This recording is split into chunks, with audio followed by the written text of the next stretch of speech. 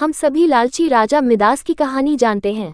उसके पास सोने की कमी नहीं थी, लेकिन सोना जितना बढ़ता वह और अधिक सोना चाहता।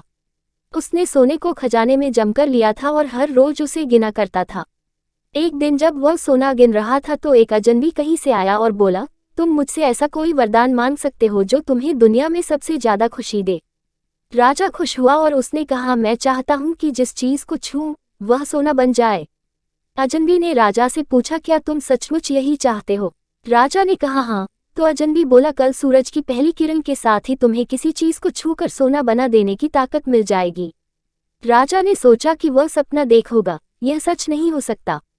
अगले दिन जब राजा नींद से उठा तो उसने अपना पलंग छुआ और वह सोना बन गया। वह वरदान सच था। राजा ने जिस चीज को छुआ वह सोना बन गई। उन्होंने खिड़की के बाहर देखा और अपनी नन्ही बच्ची को खेलते पाया।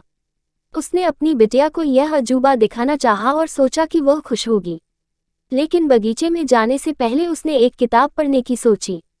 उसने जैसे ही उसे छुआ वह सोने की बन गई। वह किताब को पढ़ न सका। फिर वह नाश्ता करने बैठा। जैसे ही उसने फलों और पानी के गिलास को छुआ वे भी सोने के बन गए। उसकी भूख बढ़ने लगी और वह खुद से बोला, मैं सोने को खा और पी नहीं सकता। ठीक उसी समय उसकी बेटी दौड़ती हुई वहां आई और उसने उसे बाहों में भर लिया। वह सोने की मूर्ति बन गई। अब राजा के चेहरे से खुशी गायब हो गई। राजा सर पकड़कर रोने लगा। वह वरदान देने वाली अजनबी फिर आया और उसने राजा से पूछा कि क्या वह हर चीज को सोना बना देने की अपनी ताकत से खुश है। राजा ने बताया कि वह दुनिया के सबसे दुखी इंसान है। राजा ने उसे सारी बात बताई।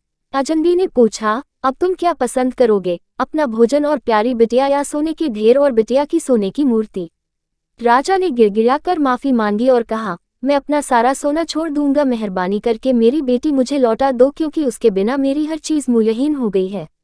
अजनबी ने राजा से कहा, तुम पहले से बुद्धिमान हो गए हो, और उसने अपने वरदान को वापस ले लिया। राजा को अपनी बेटी वापस फिर से मिल गई और उसे एक ऐसी सीख मिली जिसे वह जिंदगी भर नहीं भुला सका।